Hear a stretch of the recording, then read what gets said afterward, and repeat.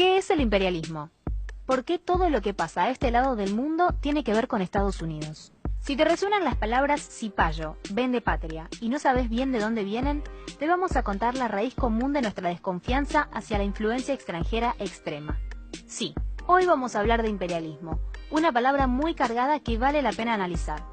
En particular el imperialismo estadounidense sobre Argentina.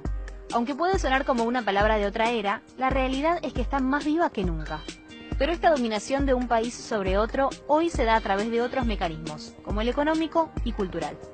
Acá vale la pena una aclaración.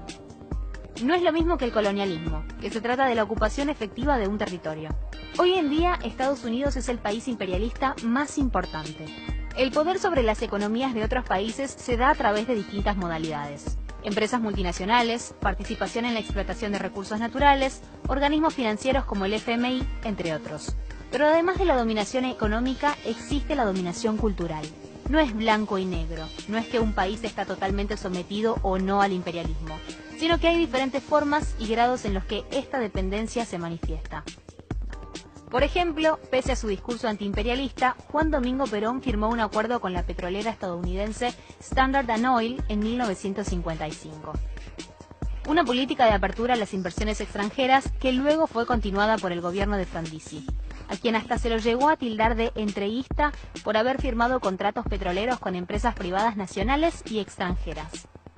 Hasta 1950 y 1960, el imperialismo se caracterizó por defender y ampliar sus intereses a través de movimientos desestabilizadores, golpes de Estado y hasta intervenciones militares abiertas y disfrazadas. Un ejemplo de esta nueva forma del imperialismo de Estados Unidos fue el Plan Cóndor, que sucedió durante las dictaduras latinoamericanas. Se trató de un plan que contó con el apoyo de la CIA para frenar el avance de alternativas políticas que iban en contra de los intereses neoliberales de Estados Unidos. O sea, ayudaron con la propagación del terrorismo de Estado para instaurar un régimen de privatizaciones y libre comercio. Como pudimos ver, imperialismo no son solo invasiones, piratas y guerras. Se trata también de una forma de imposición ideológica empleada por países desarrollados para mantener su influencia sobre otras naciones dependientes. De hecho, Estados Unidos no es el único imperio moderno. China, el Reino Unido, Rusia, entre otras naciones poderosas, comparten similar ejercicio de influencia. El imperialismo puede darse a través de los medios de comunicación, la publicidad, las redes sociales, las películas de Hollywood, la música y otros tipos de producciones culturales.